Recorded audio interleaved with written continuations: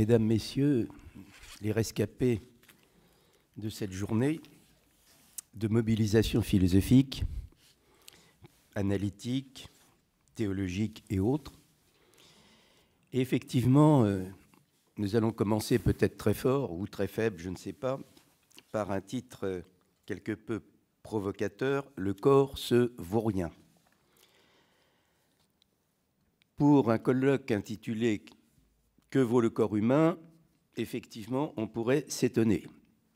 Mais puisque l'esprit, c'est le négatif, comme disait Hegel, il faut plutôt y voir une méthode, qui est d'ailleurs celle qu'applique le tisserand, qui, quand il fonctionne bien, tisse sa tapisserie à l'envers.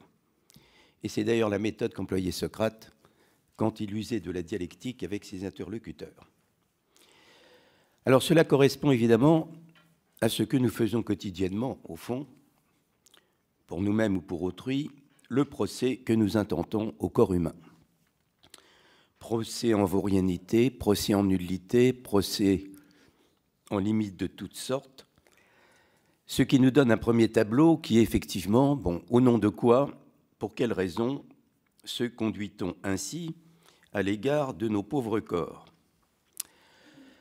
Ça ne saute pas aux yeux parce que, en un premier temps, cette sentence sans appel ne correspond pas à l'expérience que nous faisons lorsque, dans le meilleur des cas, nous sommes conscients de notre belle jeunesse, de notre pleine santé. Certes, il faut passer les troubles de l'adolescence où l'organisme renacle à se laisser incorporer, mais notre corps est alors vécu comme léger, transparent, sensible, sensuel, et au contraire du vaurien, notre corps est plutôt un vaut-tout. Nous jouissons d'une béatitude globale, le corps ne diffère pas de nous, il ne fait pas bande à part, et sitôt que nous vient à l'esprit cette prétendue adage de la sagesse commune, qui en fait est folle, à savoir qu'il faut en profiter au maximum pendant qu'il est encore temps, nous savons déjà dans l'intuition que le ver était dans le fruit. Quel ver? Évidemment celui du temps. Car tout ce que nous croyons avoir stocké pour l'éternité deviendra inexorablement souvenir, nostalgique ou pas, peu importe, mais notre jouissance d'être sera finalement tarée de pertes sans aucun profit. Ces pertes ne feront que s'accumuler sans jamais revenir en arrière, et de ces pertes, la liste est longue, comme un jour sans pain.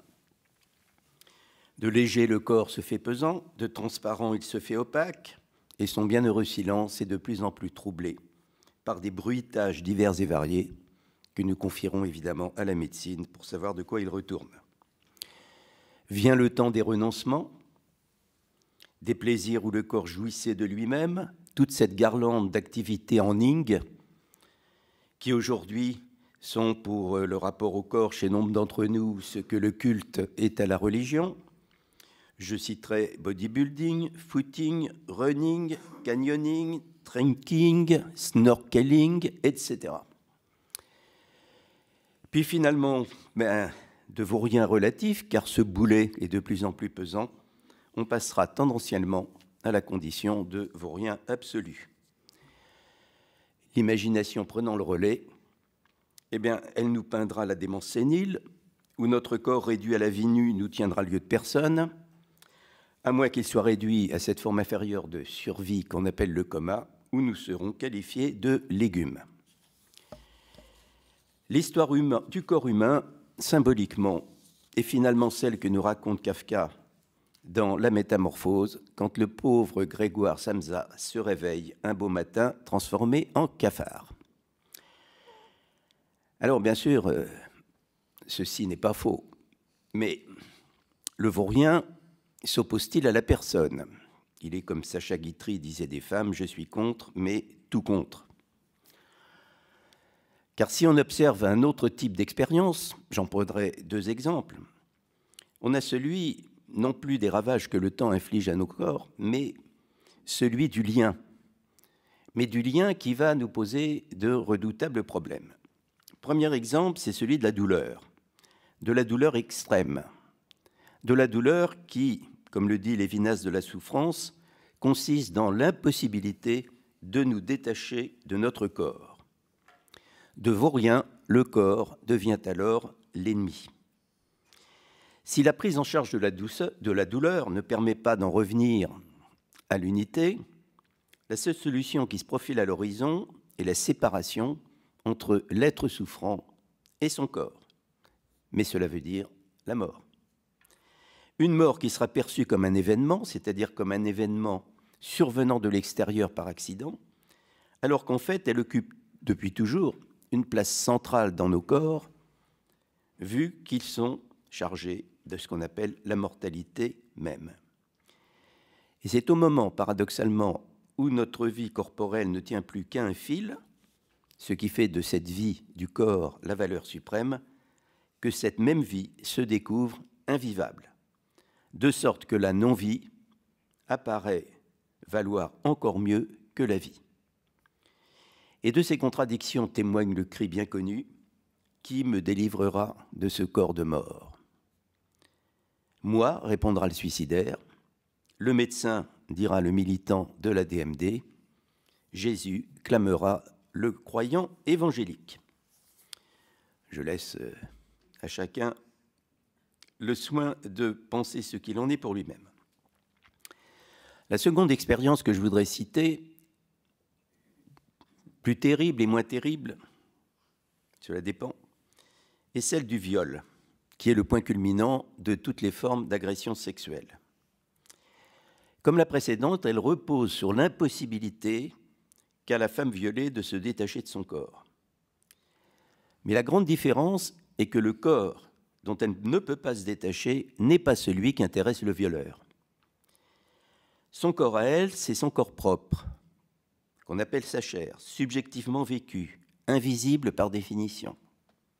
Tandis qu'aux yeux du violeur, ces yeux qui lui sortent de la tête comme chez le coyote de Tex Avery, seules sont excitantes les chairs, au pluriel, les chairs visibles de ce corps dont il est le support, que l'on nomme communément les appâts, et dont Sartre, qui était expert en drague quotidienne, nous dit qu'il s'agit des parties du corps les moins innervées, les moins osseuses, celles qui sont en fait les plus consommables. Et effectivement, le viol est une forme de consommation, et les mots qui sortent spontanément de la bouche des violés sont exactement ceux qu'Aldous Huxley décrivait dans son roman « Le meilleur des mondes », mots qu'il mettait dans la bouche de Lénina, une de ses héroïnes. Nous ne sommes que de la viande. Qu'en est-il ici des valeurs? Pour le violeur, c'est la pulsion, éprouvée dans sa chair subjective, d'où le décalage entre la chair du violeur et celle de la violée. Et cette pulsion éprouvée dans sa chair valorise les chairs qui l'ont fasciné, sachant que fasciné vient du latin fascinus, qui signifie le sexe une fois érigé, ce qui est très intéressant, puisque le sexe non érigé se dit mantula. Donc les Romains en connaissaient un bout, si j'ose dire, sur les petites mécaniques masculines. Mais puisque ces chairs ne sont que des consommables, elles sont évidemment vouées à perdre tout intérêt après consommation. Et c'est pourquoi les chairs, après le viol, ne sont plus que la déchet de la personne, elle-même vécue comme un déchet, exactement comme on parle des déchets à la suite d'un bon repas.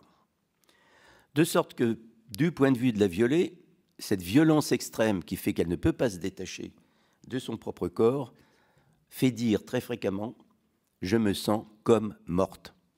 Car effectivement, on retrouve un analogue de la mort que je décrivais tout à l'heure à propos de la souffrance. Si le violeur vient ensuite objecter à la violée qu'il n'en voulait qu'à son corps et pas à sa personne, il est clair qu'il ne sera pas entendu. Et si, comme certains Américains bien placés et bien connus aujourd'hui, il pense pouvoir échapper à ses ennuis futurs en remettant une somme d'argent à la violée, il produira un effet contraire, puisque, à ses yeux, le viol deviendra une passe, tandis qu'aux yeux de la violée, elle se sentira prostituée. Alors l'exemple de la prostituée est intéressant aussi parce que Ça nous rappelle la formule qu'employait George Simmel, l'argent est le grand prostituteur. Formule que nous retrouverons un peu plus tard à propos de l'opposition entre valeur dignité et valeur prix accordée à la personne. La prostituée, en effet, est dans une situation rigoureusement inverse de la violée.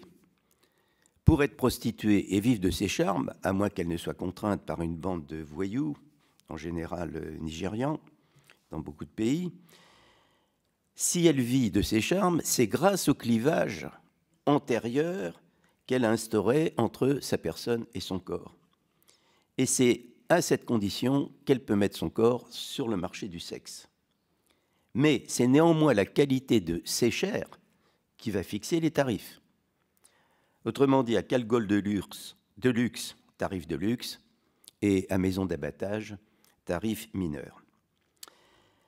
On a donc quelque chose ici qui est extrêmement étrange, car le corps peut être effectivement, de l'initiative ou de la volonté même de la personne, mis de côté, mis dehors, et on retrouve le même phénomène, avec des différences considérables bien sûr, dans ce qu'on appelle aujourd'hui, à tort, la gestation pour autrui, puisque l'utérus de la femme de pays pauvres va pouvoir considérer que son corps est en quelque sorte un capital dont il est licite pour elle de tirer des dividendes pour survivre. Dans les deux cas, on voit bien que la distinction qui nous est chère, avec raison, et qui a été établie par Kant entre deux sortes de valeurs, a du mal à résister à l'analyse. Il y a la valeur qui convient à la personne, qui est la dignité, qui n'a pas de prix, et il y a ce qui vaut pour les choses, parce que les choses sont toujours échangeables contre une autre chose ou contre une certaine somme d'argent, et cette valeur, on l'appelle le prix.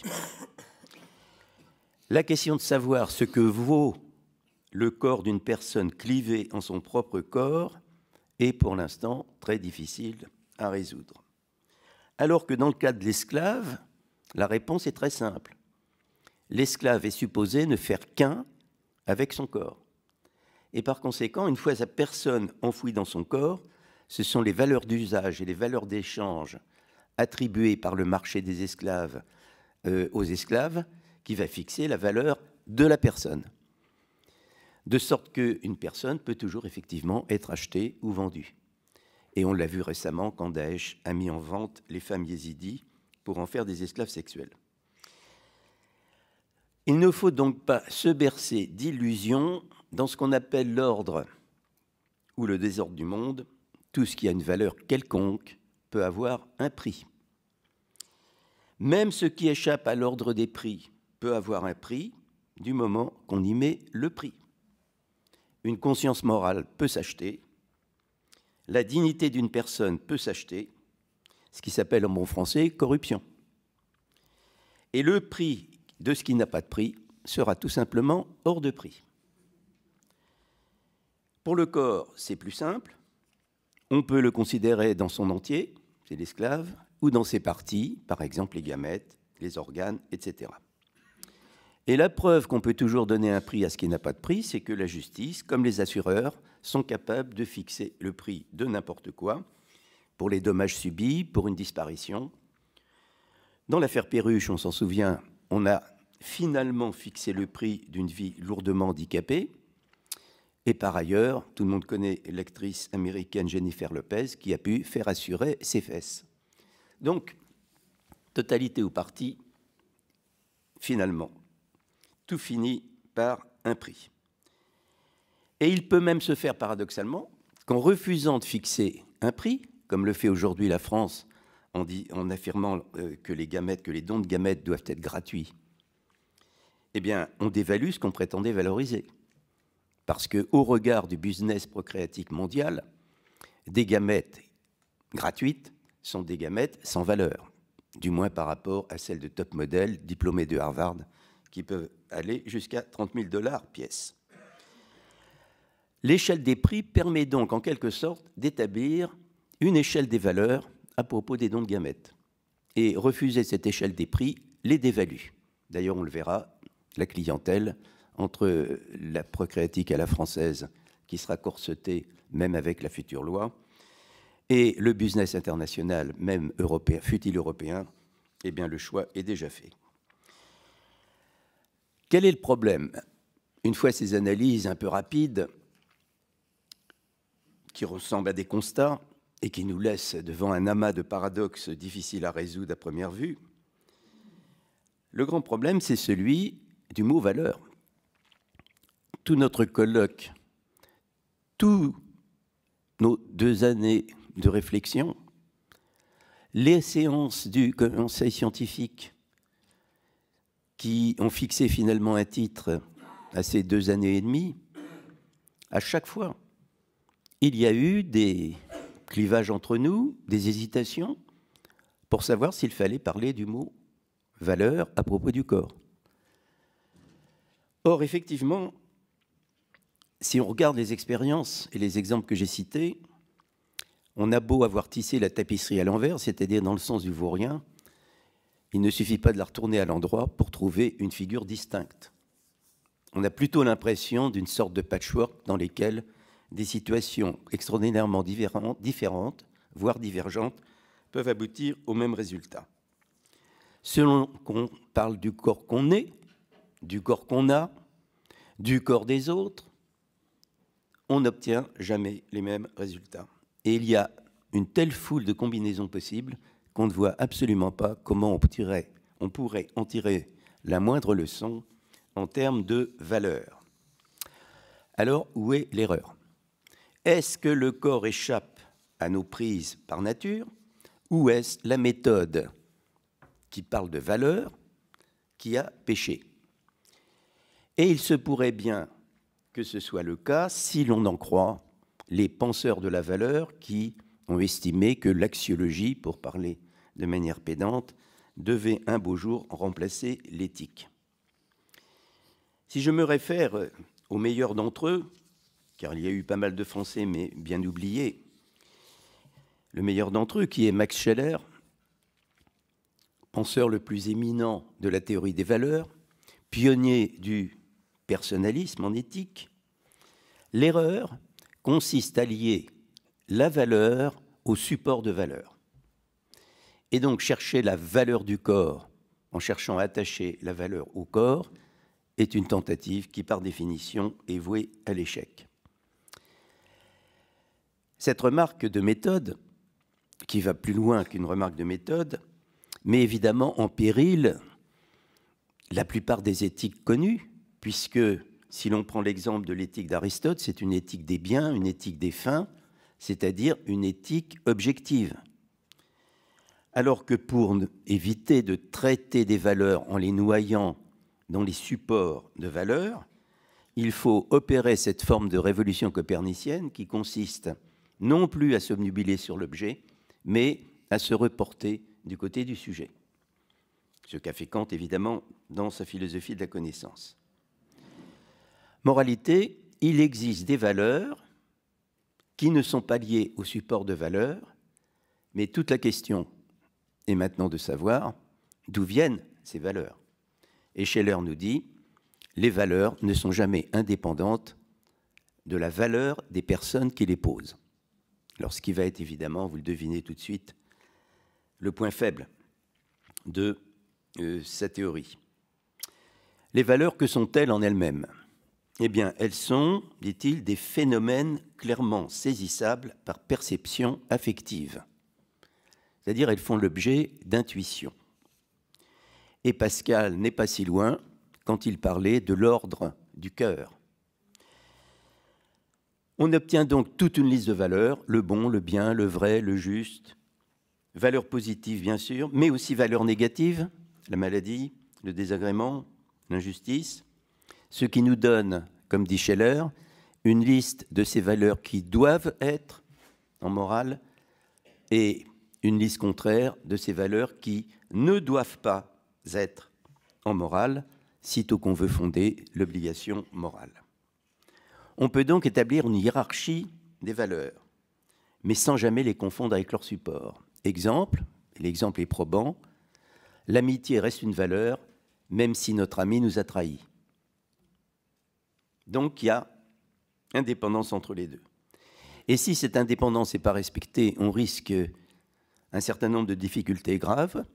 Par exemple, aujourd'hui, parler de qualité de vie évoque une valeur, qualité de vie, mais il ne faut surtout pas l'appliquer aux patients dont on se demande s'il va jouir ou pas d'une qualité de vie, parce que si on identifie la valeur et le support qu'est le patient, qu'il soit frappé de démence, lourdement handicapé, tout ce qu'on voudra, alors la personne elle-même sera disqualifiée. Elle ne vaudra plus rien.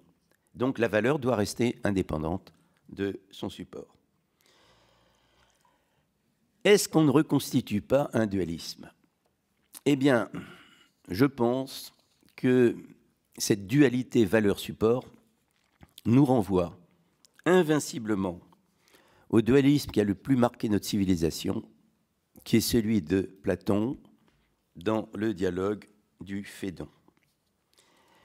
C'est le dialogue majeur dans lequel la condamnation du corps est sans appel. Et elle repose, non pas sur l'opposition, à première vue du moins, entre valeur et support, mais l'opposition entre l'âme et le corps. Seulement, en regardant de plus près les textes de Platon, on s'aperçoit qu'il parlait déjà le discours des valeurs. Quand Platon se demande ce qui fait d'un homme un homme, il répond dans un autre dialogue, c'est son âme. C'est en son âme que réside sa valeur et non pas en son corps. C'est même dans l'âme que s'affrontent les appétits qui tirent l'âme vers le bas et les puissances spirituelles qui la tirent au contraire vers le haut.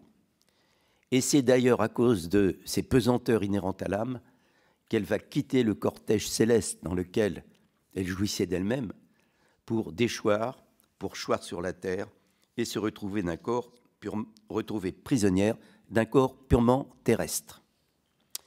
Lamartine, s'adressant à Byron dans un poème célèbre, ne disait rien d'autre.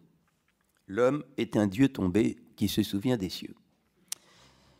Et c'est précisément ce que l'âme de Socrate éprouve d'elle-même. Qu'elle est intemporelle par essence, qu'elle peut juger par conséquent la condition que lui impose le corps comme dégradante, puisque, une fois assujettie au cycle de la vie naturelle, elle n'a plus d'autres ressources pour mimer l'éternité que de se reproduire de génération en génération. Ce qui veut dire que la sexualité est elle aussi marquée d'une tare, puisqu'elle n'est guère, comme le temps, qu'une façon, vaille que vaille pour les humains, de retrouver une forme d'éternité qui, évidemment, n'en est jamais une. Il est étrange que ce discours se situe dans un contexte culturel totalement opposé. Pour la Grèce antique, la nature n'est pas notre nature naturelle, objet de science. La nature, c'est la physis, c'est-à-dire la nature vivante et croissante.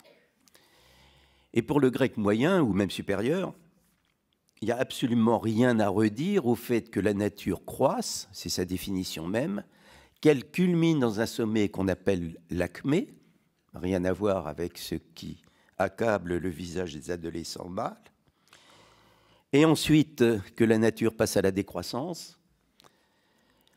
Cela n'a rien d'infamant, puisque précisément à la mort, on pourra totaliser cette vie, de son début à sa fin, et c'est justement à la mort qu'on appréciera la valeur d'une existence. Soit on aura un héros et il sera quasiment divinisé, on aura un honnête homme qui aura eu une bonne petite vie, qui aura eu une progéniture pas malheureuse, modeste ou supérieure, finalement, cette petite vie qu'on peut totaliser, c'est ce qu'on peut souhaiter de mieux dans le monde. Pour Platon, ça n'est pas du tout le cas, parce qu'il distingue la vie petit v et la vie grand V, la vie des corps, la vie des vivants et la vie en soi. Et les vivants ne vivent que par participation à la vie en soi. On peut donc déjà dire que la vie en soi est valeur, car seule elle est la vraie vie, et que les vivants ne sont que des supports occasionnels de cette vie. Et d'ailleurs, les vivants, quand on regarde d'où ils viennent de la partie terrestre, bien entendu, ce que Platon appelle la nature mortelle et le lieu d'ici-bas. Et il ajoute, Et c'est là qu'est le siège du mal, car il est nécessaire qu'il y ait un mal, puisqu'il y a un bien. Il précise même que ce mal ne saurait disparaître, puisqu'il y aura toujours nécessairement un contraire du bien. On a là déjà ce qui sera plus tard le mouvement gnostique. On a là ce qui sera aussi l'idée qu'il y a un bon principe, un mauvais principe, et que le mauvais principe est du côté du terrestre et le bon du côté du céleste, sauf qu'il y aura peut-être deux principes opposés dans le céleste. On a donc une esquisse de la valeur, et cette esquisse de la valeur, on va la retrouver, bien entendu, dans la beauté du corps, dont Socrate est le modèle inversé, puisque ce qu'il exhibe, c'est sa laideur, notamment son visage de Silène. Or, nous savons que la beauté en soi n'a rien à voir avec la beauté des corps. La preuve en est, comme l'a prêché la prêtresse Diotime, l'égyptienne, qui elle aussi est en décalage complet avec la culture de l'Égypte antique, puisque dans l'Égypte antique, comme chacun sait, le corps mort est à conserver à tout prix pour lui offrir sa seconde vie. Tandis que pour Diotime, il faut se détacher d'un corps, de tous les beaux corps, pour aboutir à la contemplation de la beauté en soi. Troisième exemple, c'est le bien. Il y a un bien en soi qui n'a rien à voir avec les biens. Et Platon va jusqu'à soutenir, au livre 6 de la République, que le bien est la cause ou la source de la vérité elle-même. Le bien comme valeur devient donc supérieur à la vérité, et il est même, précise-t-il, étranger à l'essence. Il n'a même pas d'essence. Donc c'est lui qui va régler l'action, et c'est bien ce qui va se passer dans le Phédon. Lorsque Socrate dit « Est-ce que c'est la position des os et des muscles de mes jambes qui m'interdisent de m'évader ?» Réponse non, j'ai jugé meilleur en mon âme de me condamner moi-même en buvant la ciguë, alors que le procès qui m'a été fait est évidemment injuste. Si c'était ses os et ses nerfs, ses disciples auraient pris un âne et auraient pris Socrate avec eux pour le faire s'évader. Mais il ne l'a pas voulu. Donc la valeur bien l'emporte sur toutes les autres, y compris la valeur vérité. Alors évidemment, cela nous laisse perplexes parce que on en arrive à une définition du salut qui va avoir un effet considérable dans notre civilisation. L'évasion est à prendre, certes, au point de vue physique, refus de s'évader de sa prison, mais elle est à prendre avant tout au niveau, alors on qualifie à la fois de morale, mystique, théologique, tout ce qu'on voudra. Je vous cite cette phrase du Théétète. L'évasion, c'est de s'assimiler à Dieu dans la mesure du possible. Or, on s'assimile en devenant juste et saint dans la clarté de l'esprit. Car finalement, pour l'homme, il n'y a que deux choix de vie possibles. L'un divin et bienheureux, l'autre vide de Dieu, plein de misère. De sorte que leur punition, c'est leur vie même. C'est un hymne, évidemment, à l'âme, atemporelle et non pas immortelle. Et c'est aussi une condamnation du corps sans appel. Les chrétiens ont bu cette doctrine comme du petit lait. Même si le christianisme a donné du corps la définition la plus étonnante qui soit, le corps est le temple de l'Esprit Saint. Mais un temple, qu'est-ce que c'est? Une carrosserie, un local, un habitat. Il est même éventuellement fabriqué, puisque en grec, le corps ne se dit pas simplement soma, mais démas, qui vient de démo, qui signifie construire. Et quand le Christ ajoute que ce corps, il sera détruit, avant de préciser qu'il sera rebâti en 3 jours, il montre par là la fragilité du corps. Et le Christ a beau dire que l'union de l'homme et de la femme, c'est d'abord celui du mâle et de la femelle, il nous ancre dans la nature, mais à la résurrection, il nous promet que nous serons comme des anges dans le ciel. Et la perte de nos organes sexuels, bien, vous en trouvez un écho dans le pavillon des cancéreux de Solzhenitsyn. Lorsque Kostoglotov apprend qu'il est atteint d'un cancer des testicules, il s'exclame « Comment vivre sans cela ?»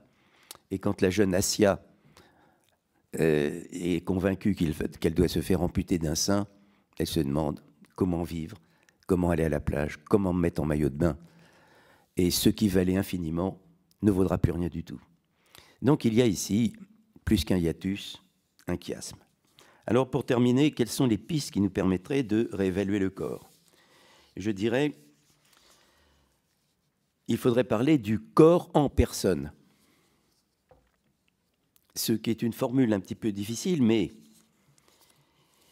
qui montre que, certes, on peut considérer le corps de toutes les manières imaginables, de toutes les manières les plus opposées, en faire un rien du tout, reconnaître la personne parce qu'on désire reconnaître une personne, ce qui veut dire que la personne qui évalue les autres est effectivement maîtresse de tout, mais d'un autre côté, c'est la logique de la puissance, celle que Nietzsche a analysée dans la généalogie de la morale, et qui effectivement est le grand obstacle de toute doctrine des valeurs. Parce que si la valeur dépend d'un évaluateur, alors c'est sa puissance qui prime. Et s'il n'a pas de puissance, il va utiliser la ruse. Et cette ruse, ce sont les valeurs de ressentiment, c'est-à-dire les valeurs inversées par rapport aux valeurs d'effort. Ce qui nous donne aujourd'hui, ce dont nous avons des témoignages dans tous les sens, qu'on soit une victime ou qu'on cherche à persuader les autres de leur mauvaise conscience, cette fausse monnaie de la morale, Nietzsche l'a appelée la moraline. Et la moraline, c'est cette fausse monnaie qui, effectivement, va dégouliner de manière à toucher les affects, qu'il s'agisse des personnes qui revendiquent ou des personnes que les revendiquants doivent convaincre d'aller dans leur sens. Donc le vrai problème des valeurs, et à propos du corps, c'est évident, c'est celui de l'évaluation. Et quand j'ai dit on peut effectivement considérer que son corps est une propriété dont on peut faire n'importe quoi. Et il faut se remuer, se lever de bonne heure même pour comprendre que Locke avait mis un petit verrou très intéressant en distinguant la property in et la property on. On est propriétaire à condition d'être en son corps. Et d'ailleurs, on le sait, tous les juristes le savent, un défunt n'est plus propriétaire de rien. Donc cette prééminence du corps, il faut l'admettre au moins dans un certain nombre de cas. Mais pour aller plus loin, je pense que les seules pistes à explorer, et ça sera un petit peu le projet de ce colloque, c'est d'essayer de montrer dans quelle mesure le corps a du lien avec la personne. Quand il s'agit du corps comme chair, c'est-à-dire subjectivement vécu, ce lien saute aux yeux. Quand on fait du mal à mon corps, c'est moi qu'on agresse. Mais quand il s'agit du corps des autres, c'est une autre paire de manches. Et là, je crois qu'il n'y a guère que deux pistes possibles à suivre. On en discutera évidemment avec les autres.